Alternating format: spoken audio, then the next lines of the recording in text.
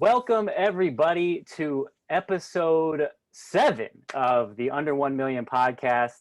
I am here with my guest, which I have placed on this list on 3 different occasions. Yes, 3 different occasions.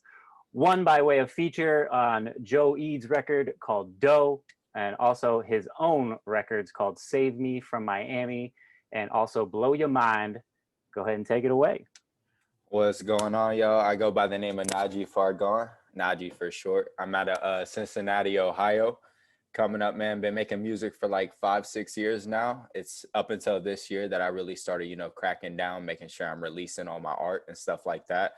I've just been real picky and precise when it comes to my music, which I feel like every artist could say for themselves. So, this year is the year, I finally came out of my shell. I'm starting to drop all the hits that I've just been sitting on for this long. And I'm glad you had me on, bro. I'm a big fan of your work.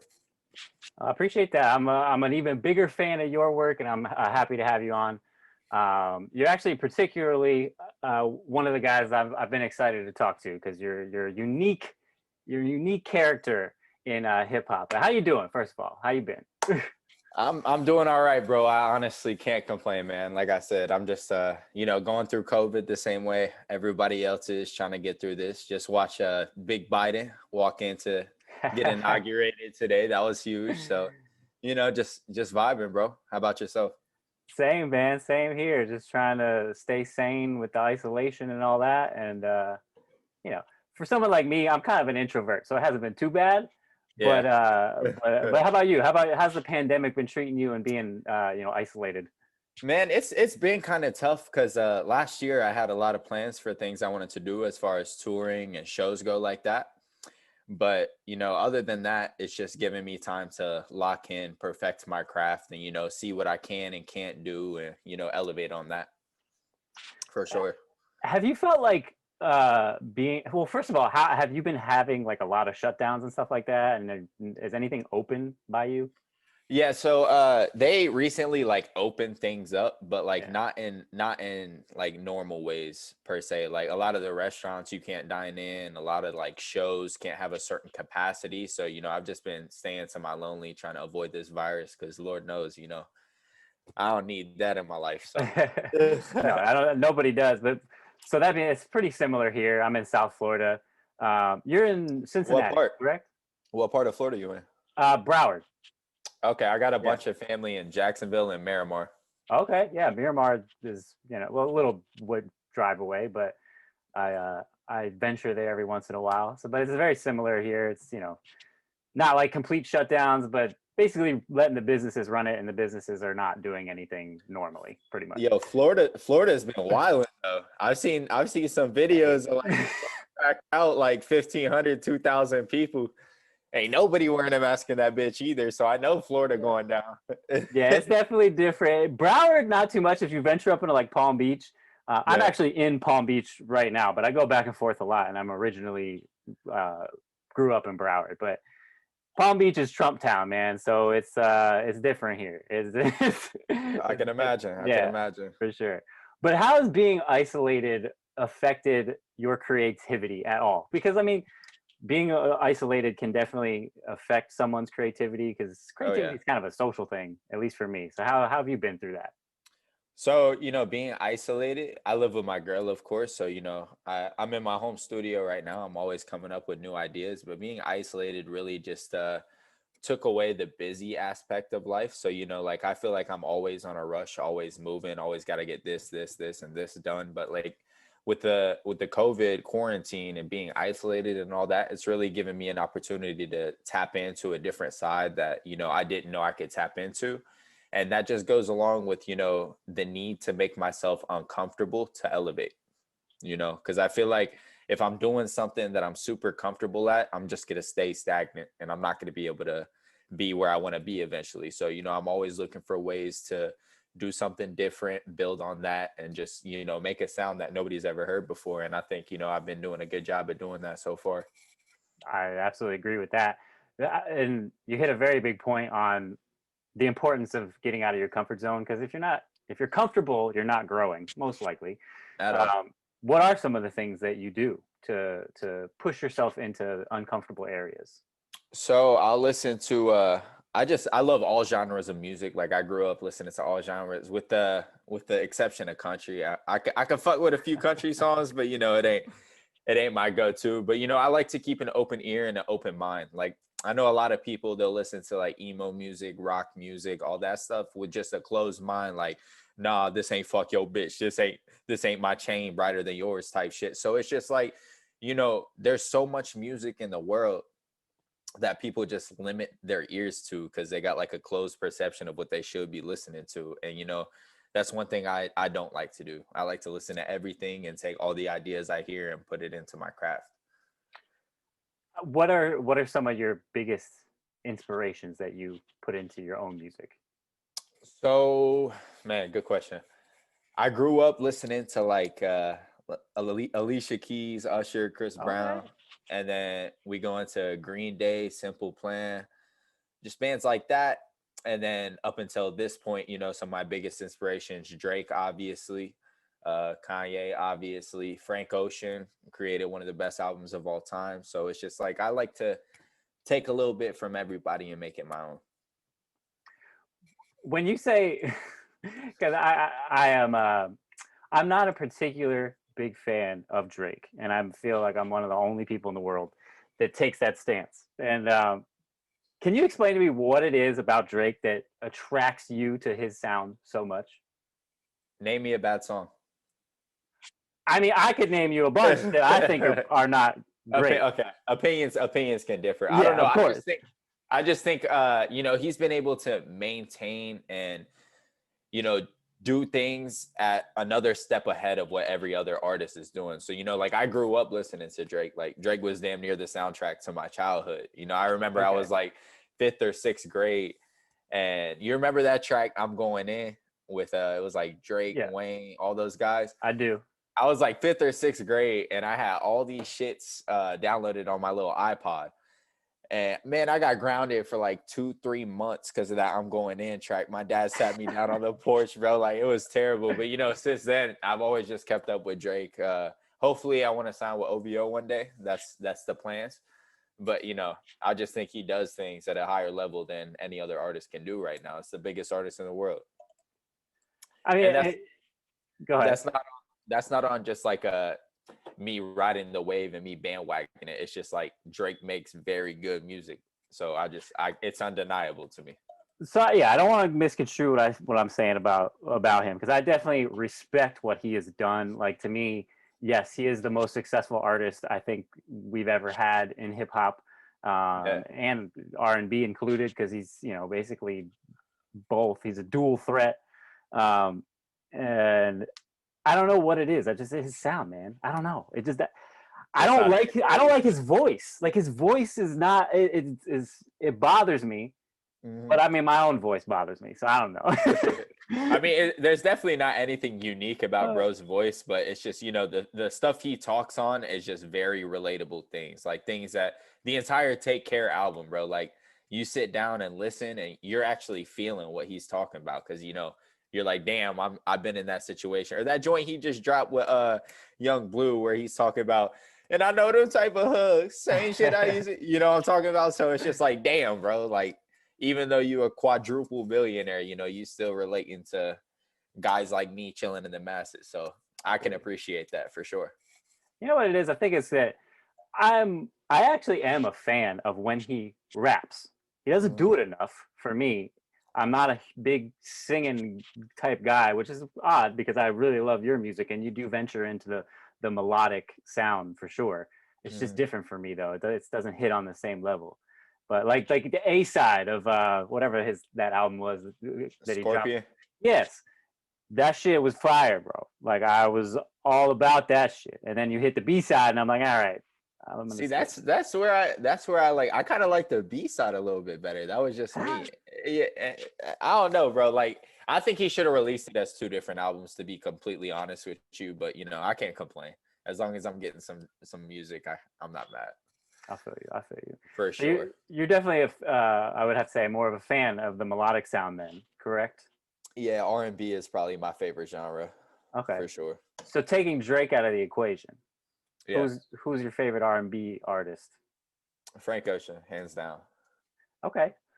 And hands down. you did mention that he put out the greatest album ever made. What album are you referring to? Uh, Channel Orange, bro. I just personally, that's my favorite album of all time. I haven't heard another album that moved me in ways that that album was able to move me. You know, I'm gonna say something right now that might upset you, but I have never heard the album.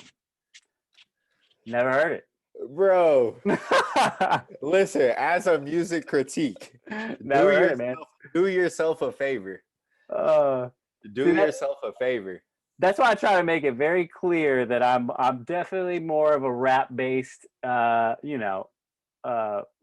promoter, whatever you want to call me. I don't even know what the fuck I am at this point. But you know what I'm saying. A Curator. staple. A Hey, staple. sure. We'll go with that. But yeah, as a curator, my ear drifts towards hip hop more. I'm trying, similar to trying to force yourself to be uncomfortable. I'm trying to force myself into other sounds within the hip hop world, and R&B and hip hop are basically at one now. I don't even know if you can separate the two at this It's point. hard to differentiate now, honestly. Yeah. So I don't know. I always put it into one.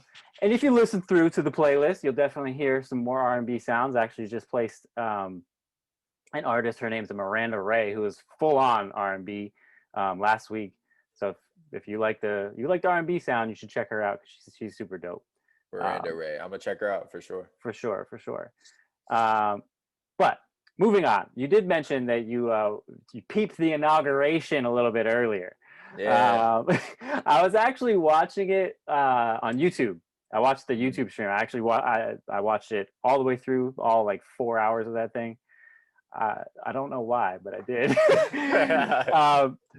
But bro, there's this dude, the announcer guy. He was obsessed with this Marine band they had going on. Did you catch any of the Marine band? I did not. Oh, I did not. well, after we get off of this podcast, you got to go type in President's Own Marine Band, and they were actually fire, bro. I'm not gonna lie, they were going in. They were going in. It was a lot of American songs, but they knew what they were doing.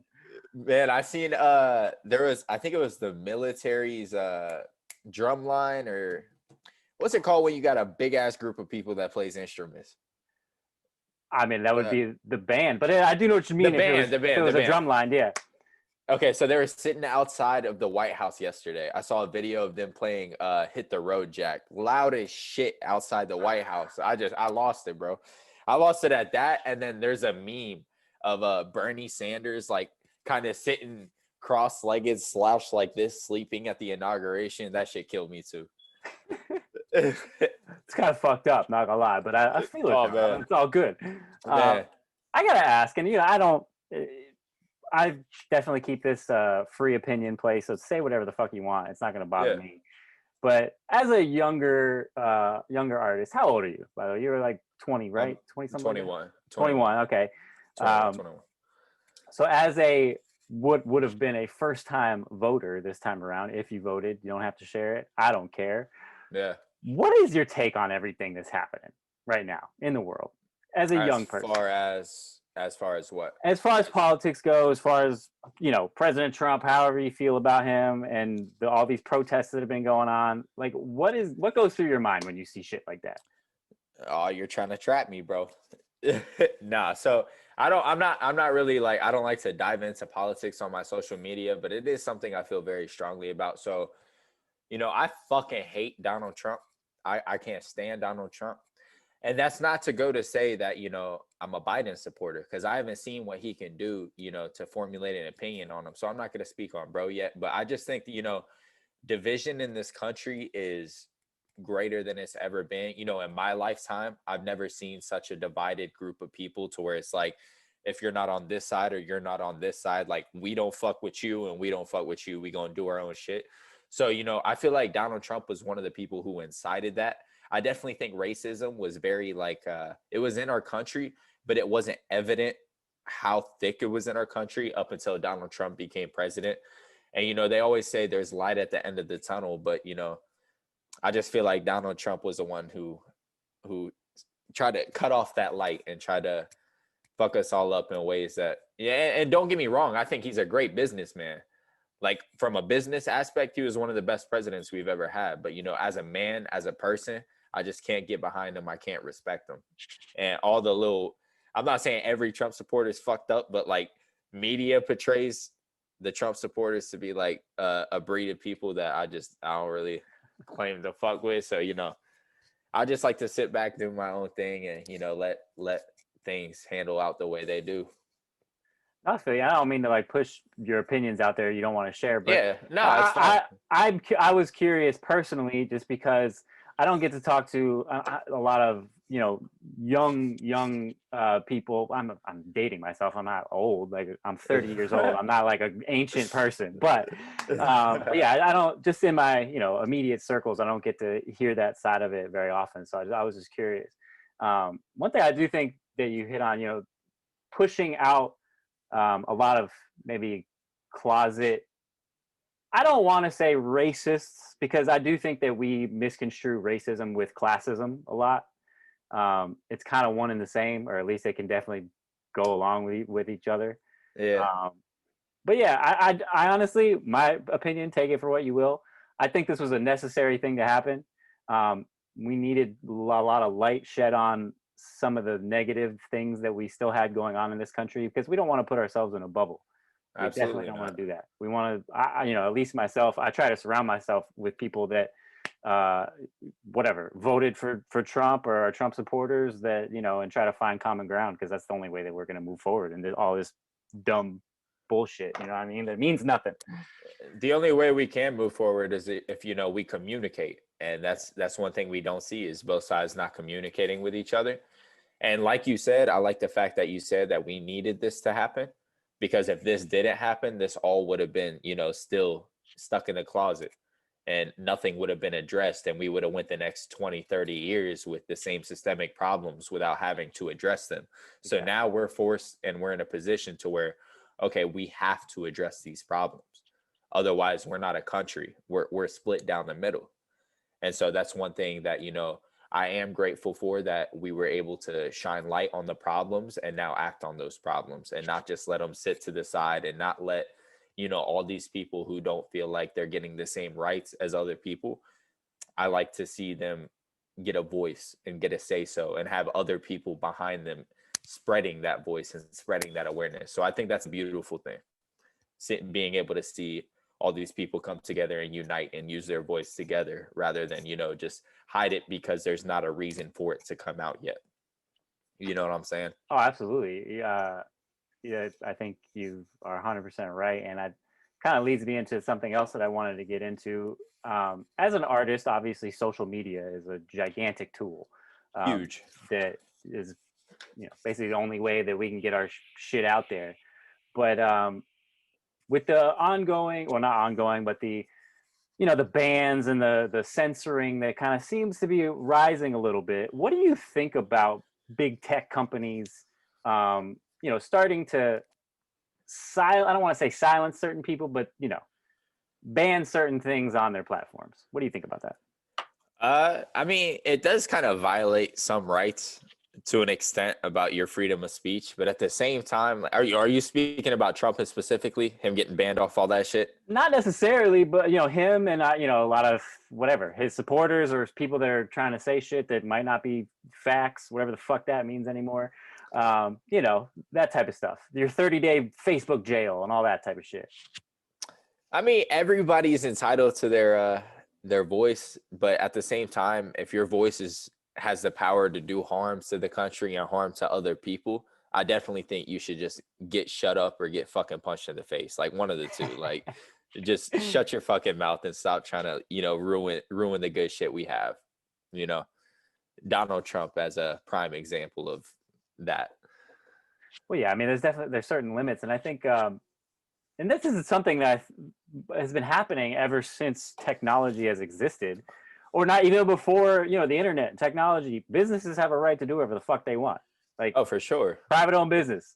If I'm, I'm working a 9 to 5, I'm not allowed to say whatever the fuck I want. without repercussions. That's And how it goes. there's a term for that. There's a term for like, you want to say something, but the mass majority opinion wouldn't agree with you, so you just don't say anything at all. I forget the exact term right now. But and I've also heard, are you taking the vaccination when you're able or not? I will when I'm able. I'm not to say I'm not a little skeptical, but I will.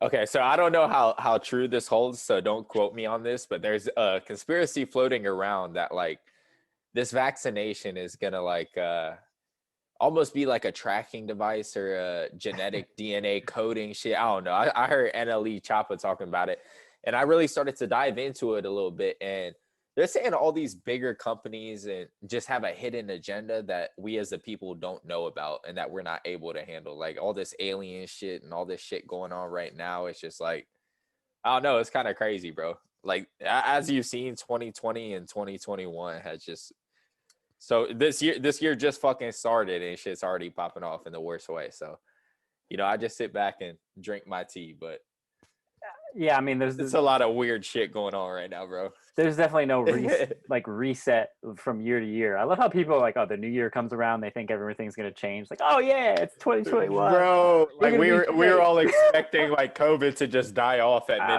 midnight on the 31st. I don't know where that came from, but yeah, I know what you're talking about, and I do think there's room for it in the whole censoring thing. Yeah, I do see where it can um, cause some alarm because it's a slippery slope. If it goes too far, you don't know what's going to happen. But as far as hitting on the point you mentioned about the vaccine, I've heard all that too. Obviously, all Yeah. of the crazy theories and all that stuff. But when I think about it, it comes down to it. Like we've been vaccinating people for a long ass fucking time now, and I got all my shots when I was a kid, and I'm still here. I'm good.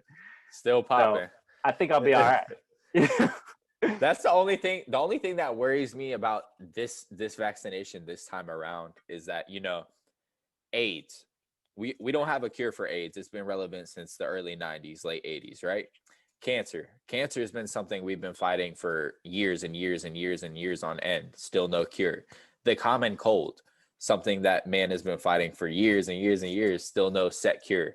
How is it that within a year you have a cure for such a deadly disease that's wiping out, like a lot of countries' populations? That's just something that worries me. Because, with cigarettes, they didn't know cigarettes were bad for you for 50 years. When they first came out, they're like, doctors are telling you, you have a headache, you have a stomach ache, smoke a cigarette. And it didn't take up until 50 years later that they're like, fuck, this shit's bad for you. So it's like, there hasn't been enough time with this vaccine for me to be like, yeah, I want to take it just because, I'm worried about what happens later on down the line. You're right. And I'm not trying to talk people out of taking the vaccine. If you don't plan on taking the vaccine, wear your fucking mask. Like I'm sick of people walking around with no mask, keeping this pandemic, prolonged. But, I'll probably take it when I get the chance. No, and I don't think there's anything wrong with expressing your opinion on, being worried. I mean, that's the responsible thing to do. And, I mean, you can't hide what you're thinking about something that, especially something this important that, Oh, yeah. I mean, it's as long as, you go about it the way that you just did, I'm saying, just sharing your opinion. You're not trying to change anybody's mind, but hey, this is what I think. So whatever. Take it how you will. Exactly. But let's get out of this politics shit. That went on longer than I wanted it to. I try to stick with music. But I wanted to ask you, because I noticed that the song that I placed that you were featured on, that was Joe Eid's song. You seem to work with those guys, pretty often. How did you meet up with Joe Eid? And I think Jamil Zion was another one. That's the right name, right? Yeah, that's Jamil. So basically, there's a studio out here in Cincinnati. It's called Timeless Recording Studios. I've been going up there for a couple years, blase blah. Flash forward a couple years of me going there. One of the guys I was recording with actually knew Joe, and Joe was recording in the room next door. And so I guess he heard about me or what, I don't know what was going on with that, but he actually paid for my studio session. And I went to go cash out with my dude Chris, the engineer, and he was like, "It's already been taken care of. Joe took care of it." So I'm like, "Oh shit," blah blah blah. So we got to chopping it up, and we developed a really solid team. We go by Pro Recordings, and it's me, Elio, Joe, Brandon Chose, Jamil, Grant, Andrew, Saman, just a whole bunch of guys, a couple guys I didn't mention, but we just we decided that if we got together, we started making crazy music, crazy hits, it won't be deniable. Because one of the biggest problems in my city is that we don't have consistency. We have one or two guys that want to be the guy, and they just stay stagnant for 5 to 6 years and never elevate. And we put our minds together and we're like, we're all really good at doing this, so let's get together, let's make a couple bangers, let's all remain independent, let's all do our own shit, but when we get together, it's a thing of beauty. So that's just how we go about it. That's dope. What is your vision for your Pro Recordings? Like you said, is there you trying to start like a independent label? Where are you going with that? So Pro Recordings was founded by Joe Eid. Okay. And he got all of us together. We're all making music together. I think the vision for the company is to eventually become its own outlet to help artists do what they want to do. But as of right now, it is just a bunch of guys getting together, making fire ass music and seeing where it goes. We're doing things on the promo side that I never really looked at up until this year. We have weekly meetings every Wednesday, getting together, how are we going to market our shit? How are we going to do this shit? And I think that's something that's really important that not a lot of people are doing, is having a game plan. Everybody wants to be the guy and nobody wants to put in the work to get there. And so that's one thing I think that sets us aside from everybody else in the city, is that, we're actually going for this shit. We know how to go for this shit, and, we're executing. That's a huge thing where I'm at too. The reluctance to team up, or whatever you want to call it, help someone else with no expectations in return, that type of thing. And I think that's why I started doing what I'm doing. I mean, it's I thought it was kind of sad that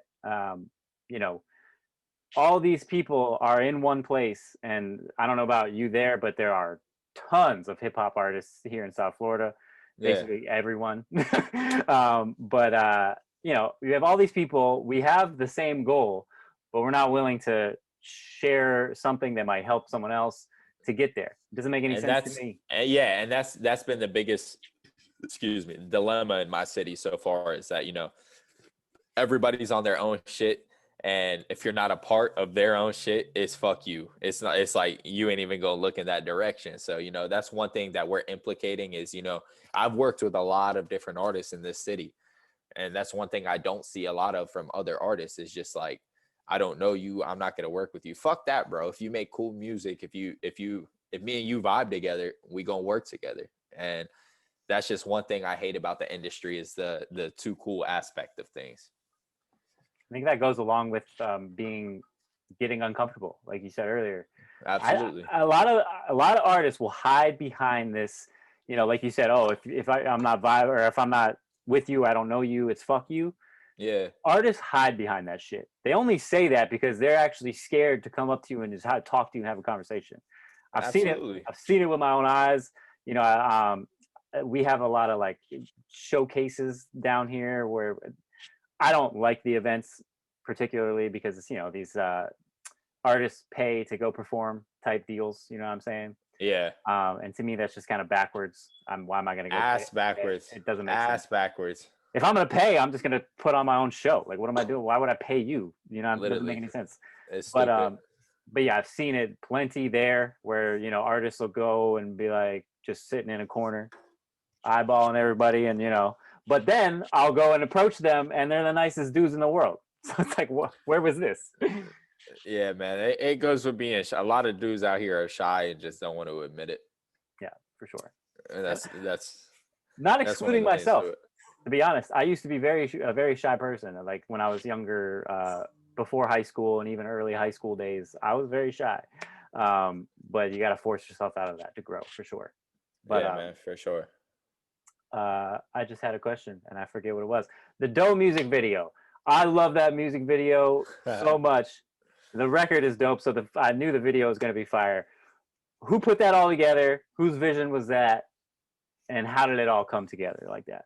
Okay, so we recorded Doe, and we knew we wanted to do a video for it because that record is different. We knew we wanted to give a visual for it. So, Joe called our guy Lenny, Lenny Kute, I think. He came from Los Angeles and he flew out here. I think we shot like 4 different videos in that week span. Doe was one of them. And, I hit up my connects for the cars and the houses and all that good stuff for the Doe video. And, it just came together very naturally. I will say this, though. So during the Doe video, when we were shooting that, there's a scene where we pick up my girlfriend and we skirt off after she steals that diamond. And so we're skirting down the street. I had some friends with me, bro, trying to race behind us just on some dumb shit. Knocked over the guy's brick mailbox that we were shooting at his house. Knocked over the whole shit with his car. And so we have visuals of all of our faces when he did that. It was a funny, one of them had to have been there kind of moments, but it was real funny, bro. Fucking hilarious. You gotta sneak out some behind the scenes footage on that one. I gotta see that. I'll do what I can. You don't want to put it out, just send it to me. I promise. I won't leak it. I promise. I got you, bro. But yeah, man, Joe got together. We, me, Joe, and Jamil, we linked up, had a little meeting about what we wanted to do with the video. So basically the concept was there was a big ass expensive diamond. My girlfriend was with this other guy trying to finesse the diamond, but he didn't know that she worked for us. So they go in, steal the diamond. She used him, hopped in our car, and then, the rest of the video is just showing, what we did with the money from that diamond, essentially. And it came out pretty dope, bro. It really did. I was happy with it. No, I agree. And I think a lot of at least independent artists that don't have, a big budget to work with, it's very difficult to put together a storyline music video. Oh, absolutely. They come out fucking corny most of the time. Yeah. Super corny. I'll agree with that. Yeah, you guys did a really good job. And, the storyline came across very clean throughout the video. You could definitely tell what message was trying to, be portrayed. But yeah, dope. Super dope video. Thank you, man. Shout out to everybody involved with that, for sure. I got to ask you because, I've been following you for a little bit now. I see you all the time on Instagram. You have a very unique style, clothing-wise. I'm talking fashion.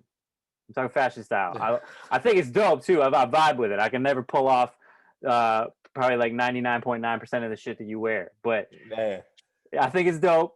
Where do you get, your style from? And have you ever thought about, starting like a clothing line or getting into making your own fashion?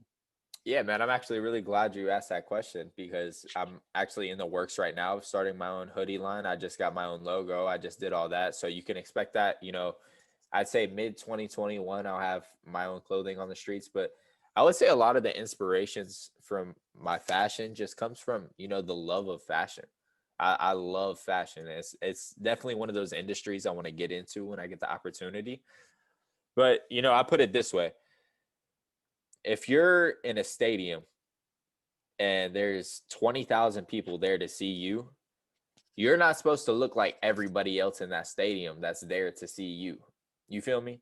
So it's just like you want to stand out as an artist. You want to have attention on you as an artist. And I'm not saying that's one of the reasons I dress the way I do, but it's definitely, one of the influencing factors of it is just that, I'm doing this. I want you to know I'm doing this. And, my outfit's going to be a conversation piece.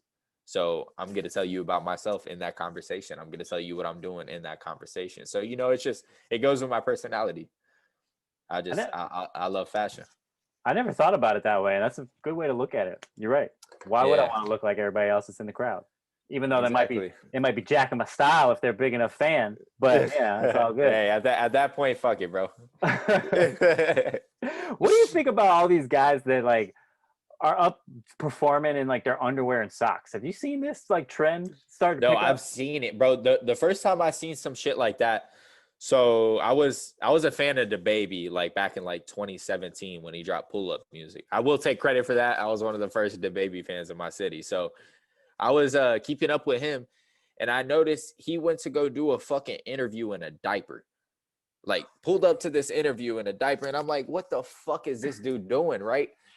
But then you think about it, and it's just like the guys who are doing this, those are the most talked about guys right now. So I just think it's a marketing strategy. I don't think, they're doing it to make fools of themselves. No shit like that. It's just like, what am I going to do to get people to talk about me? And if I pull up to the show in some fucking draws, odds are there's going to be pictures posted. So I just think that's their mindset behind it. You ain't never going to catch me performing on my draws. Good to know that I'm free to come to your shows then. But no, you're right. And there's got to be a line to it, though. You know what I'm saying? I watched the 6ix9ine documentary. Very interesting documentary. It really was. Anybody that even knows the name and is a fan of hip hop, I'd highly recommend watching it. But and that was kind of one of his points. He would make outlandish, shit on his clothes. He puts crazy slogans on his clothing. I saw that. Yeah. So, but that's kind of what I mean. Like, that's cool. You know what I mean? That's fine. I don't care what you do with your clothes, but it's a slippery slope. Like, you can get caught up in that lifestyle. I'm like, all right, well, what do I do next to get some attention? Like, whoa, what video can I make to go viral? And I feel like people lose themselves. It becomes an addiction, bro. It really does. And it's just like, that's how a lot of people, a lot of famous people, lose sight of who they really are, is because they know so many people expect like huge things. That's why LeBron James never did the dunk contest. Because if you see LeBron at the dunk contest, what are you expecting him to do? Win. You're expecting him to jump through the fucking ceiling, do all that crazy shit. And it's just like, he won't do it. And so that's what I think a lot of people are, okay, I went viral this time. I went viral this time. Now I'm staying up 6 days on end to try to go viral again. And it's just like, I'm not even doing shit that I would normally do. I'm doing shit that I know people want to see. And so that's when I think people really lose sight and track of themselves. Have you dived at all into the YouTube world and things like that? I don't know if you have a YouTube channel or not. I haven't checked. Yeah, I do have a YouTube channel. I post some of my music up on there. I haven't really dived too much on like blogging and all that different type of shit. My first love is music. So, I just try to stick to that, stay true to that. And, just post that up there. Do you think there is still room for that? I mean, obviously, you just said your first love is music. You try to stick to that. Is it like, can someone just release music without playing into all the social media shit and make it these days? Do you think there's room for that anymore? Nah. I feel like nowadays competition is the thickest it's ever been. And, if Instagram was a thing in the 90s, we would have seen a lot more prolific rappers. But because, there's a couple guys who have those couple connections back then, they were able to do what a lot of people weren't. But now with Instagram, you have access to the entire world at your fingertips. And, how you use that, that's on you. But it's just one of those tools that I feel like became very competitive. It's like, how is somebody with 500 followers who's genuinely gifted about to compete with somebody with 40,000 followers who is just dog shit? Right. They can't, because there's 40,000 people backing them saying they're good, even if they're not. Do you find yourself getting distracted a lot by social media? And I do. I'm asking this out of personal experience. Like, I'll pick up my phone or go on my computer to upload a clip of the podcast or to do an episode of the playlist, and 10-20 minutes later I'm like, holy shit, I still haven't done that. Like, so yes, you do. How do you combat that, if at all? Phone addiction? Yes. You don't. You go with it. You try to limit yourself, to a couple hours a day and go about that. Because the problem with social media, in my opinion, is you're scrolling, watching other people's lives, for hours and hours on end.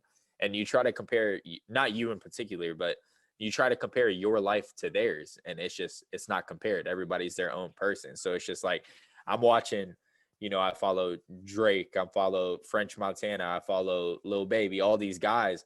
I'm watching them live these luxurious lifestyles, and while I'm doing that, I'm forgetting to live my own. So, that's one thing I think has become very unhealthy about social media. But in a sense, it does help that it gives you goals to work toward. Like, I'm trying to move like that. I'm trying to do this. I'm trying to do that. But it can't get very unhealthy for sure. Absolutely. It's a mindset thing. A lot of people have the tendency to like blame social media. Oh, it's ruining our society. Like, no, not really. It's a really dope tool if you use it the right way, but nobody teaches their kids how to use it the right way. Oh yeah, It's not at like all. no, it's not it's a parenting thing in my opinion. Mhm. Parents are Agreed, bro. yeah. Agreed. And I feel like I was like the last generation to go outside and fucking play with the neighbors, play outside for hours on end. Like I don't think, Really? my kids will be as adamant about going outside and playing, because why would you play when you got, like I said, the whole wide world at your fingertips? You have entertainment for hours and hours and hours on end at your fingertips. So why am I going outside type shit? You know? You say that, but I mean, like, well, again, I come from that too. Like, and I'm right there with you, and feeling like, we got to experience both.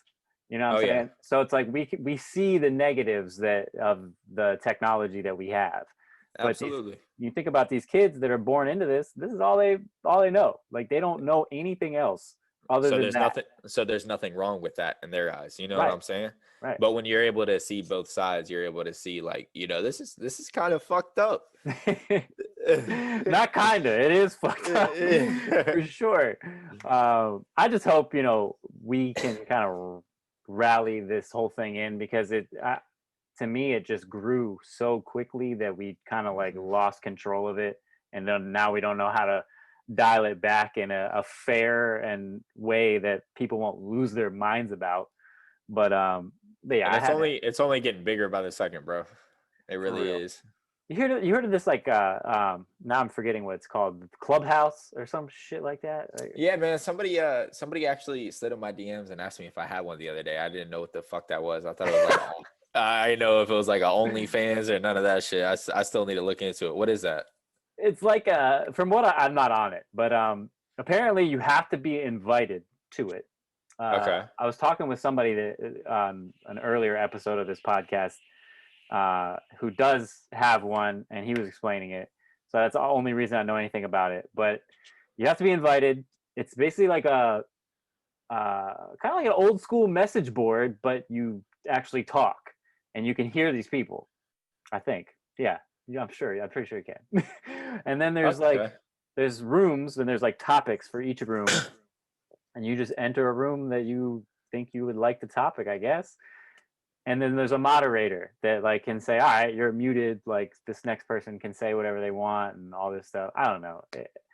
I followed the Joe Budden podcast a lot, and he's Yeah, big me into this too. shit, so that's the only reason I know anything about it. That's actually a pretty cool concept, bro. Like it It is. really is. And that goes back to what I was saying earlier, is that, the problem right now in America is that people don't communicate.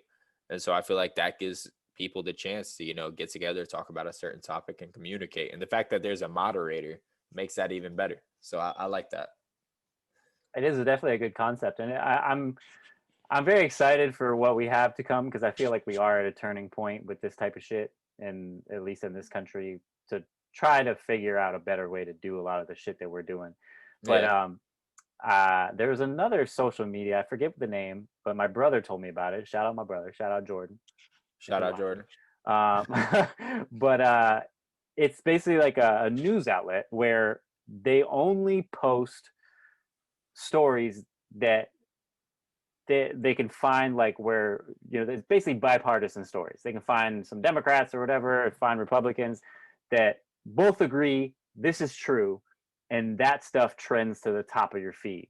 So to me, that was a super cool concept, and it could be what I think is a solution to a lot of this crazy shit that you see on Facebook and whatever, Twitter and all that Yeah, stuff. that's like one of the biggest problems I see right now, is that a certain party will take control of, the news outlets and the media outlets, and they're gonna say, I don't like this, so I'm gonna post a whole bunch of shit on your feed that's gonna make you not like this.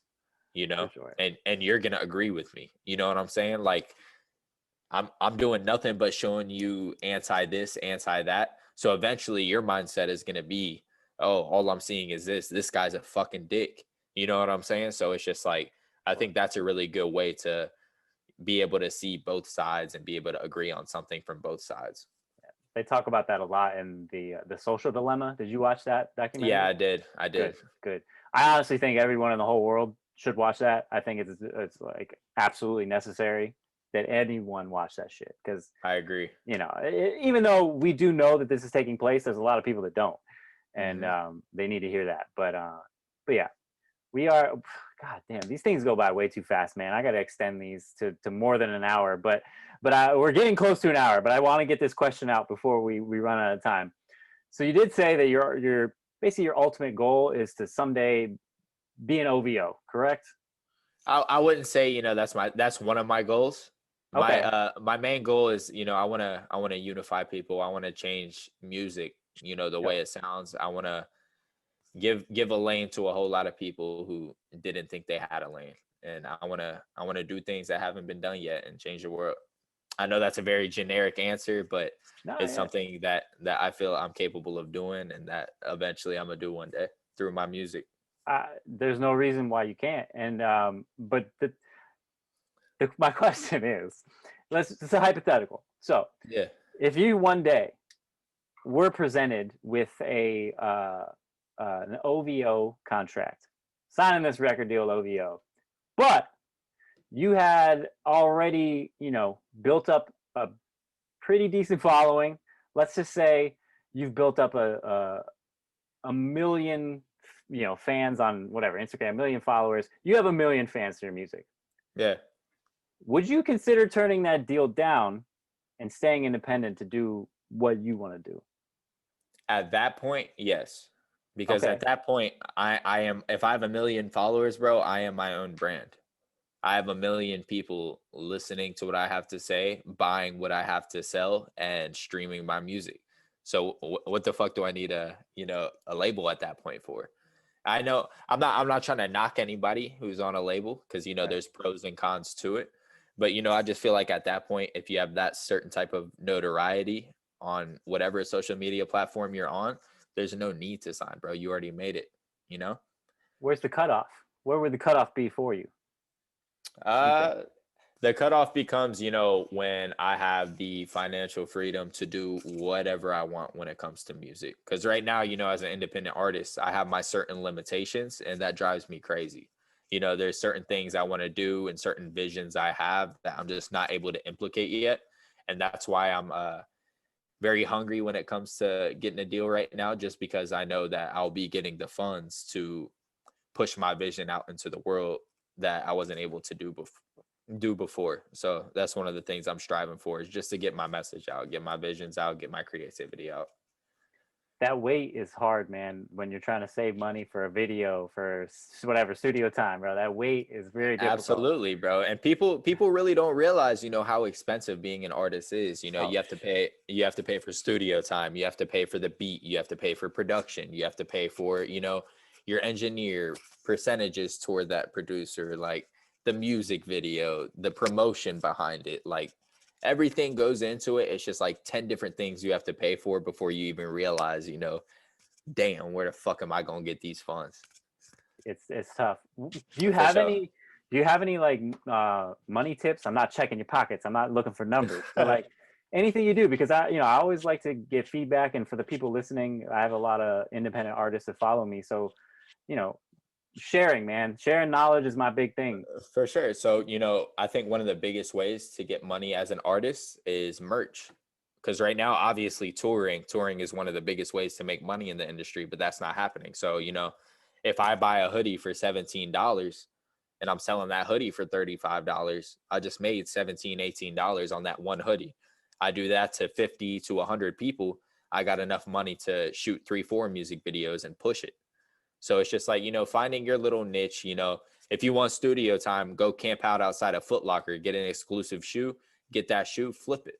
It's just like you have to almost be an entrepreneur in your own mind, in a sense, to get what you need done, because nobody is going to hand this shit to you at all. So, I think getting to the dollar is one of the most important things about this, because without the dollar, you don't necessarily have the voice yet, or you do, but you're not able to get it out to the masses. No, dope. I like that. I like that.